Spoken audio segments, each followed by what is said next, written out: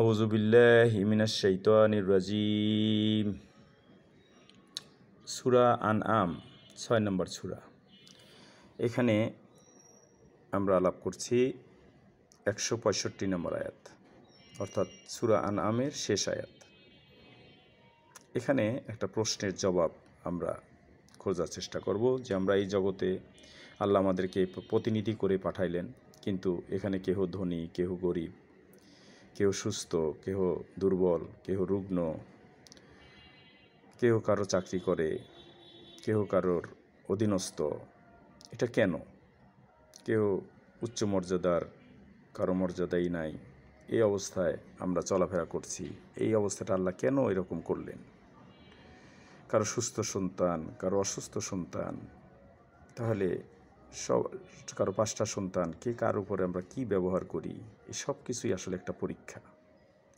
এই আয়াতের মধ্যে বলছে যে দুনিয়ায় তিনি তোমাদের প্রতিনিধি করিয়াছেন। আল্লাহ বলছে যে আল্লাহ আমাদের এই দুনিয়াতে আমাদেরকে প্রতিনিধি করে পাঠিয়েছেন এবং তোমাদের যা দিয়েছেন, আমাদের আল্লাহ যা কিছু সম্পদ দিয়েছেন, যা কিছু দিয়েছেন, এখানে যা মানে এখানে যা কিছু আল্লাহ আমাদেরকে দিয়েছেন তারই পরীক্ষা করবে।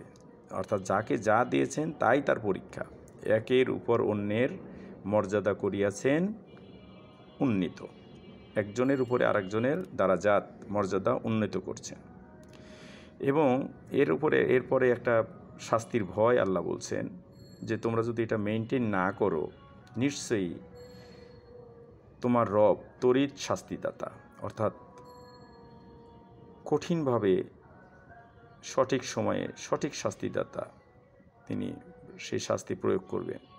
আবার এই কথাও সান্ত্বনা দিছেন যে নিশ্চয়ই আল্লাহ গাফুরুর রহিম, তিনি ক্ষমাকারী, তিনি দয়ালু, করুণাময়। অর্থাৎ আমরা ক্ষমা চাইলে ক্ষমা পাবো। আমি যদি বুঝতে পারি আমার ভুল হয়ে গেছে, তখন আমি যদি ক্ষমা চাই এবং কাজটা পরবর্তীতে না করি, তাহলে আমি ক্ষমা আশা করতে পারি।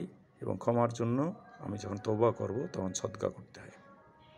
এখানে আরবিটা হলো এরকম, ওয়াহুয়াল্লাযী জাআলাকুম খলাইফা আল আরদি, অর্থাৎ জগতে তিনি আমাদেরকে খলিফা করেছেন। জাআলা মানে নিয়ে এসেছেন, আমাদের খলিফা হিসেবে আল্লাহ আমাদের তৈরি করছেন, সৃষ্টি করছেন কোথায়? বেহেশতে। আর আমাদেরকে যে নিয়ে এসেছেন, প্রেরণ করেছেন কোথায়? প্রতিনিধি করেছেন কোথায়? এই জগতে। এবং এখানে তো আমাদেরকে সবাইকে তো প্রতিনিধি করে দিলেন, কিন্তু কি করছেন?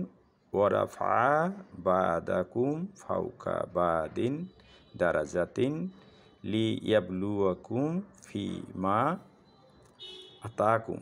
এই ফি মা, যা কিছু, মা মানে যা কিছু, প্লুরাল, যা কিছু আমাদেরকে দিয়েছেন। এই খলিফাদেরকে যে খলিফা, আমরা যেখানে যা খলিফাগিরি করছি, সেই খলিফার সেই প্রতিনিধিত্ব আমি যেখানে যা করতেছি, সেইটা আমার জন্য একটা পরীক্ষা। এই কিসের যে বালা মানে বলি না, বালা মুসিবত, এই বালাটা হচ্ছে এখানে আরবিতে বালাকুম, তোমাদেরকে একটা বালা। দারাজাত মর্যাদা, ফাউকা বাদাকুম, অর্থাৎ বা দিন দারাজাতে লিকুম, অর্থাৎ তোমাদের একজনের উপর আরেকজনের এটা একটা মর্যাদার একটা পরীক্ষা, যে তোমরা কার উপরে কি ব্যবহার করো, সেইটার তোমার জন্য নিজেরই একটা পরীক্ষা। যে তুমি একটা রিকশায় উঠলা, সেই রিকশাওয়ালার সাথে তুমি ব্যবহার করছো। তুমি একটা মজুর নিয়ে আসছো, সেই মজুর লেবারের সাথে তুমি কী ব্যবহার করছো, সেই বিষয়গুলোই